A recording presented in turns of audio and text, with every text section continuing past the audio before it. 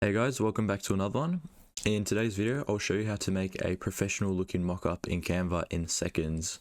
So as you can see here, I just have this sample image of this man on his laptop, and I've just taken an sample photo from the internet. But if we wanted to try and make it look like this guy was actually accessing this website, we could do it this way just by pasting the image on top. However, it looks extremely clunky. Even if we were to rotate it and line it up, it'd still look quite off.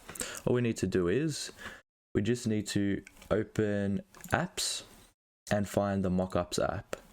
Now this Mockups app has plenty of sample images with phones, laptops, and anything that you could use. So let's just take this one for example and import this here.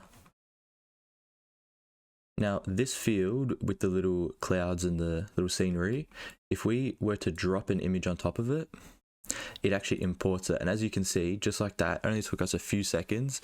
It looks like a completely professional mock-up type image. So yeah, if you found this video helpful, please like, subscribe, and let me know what you'd like to see in the next one. See ya.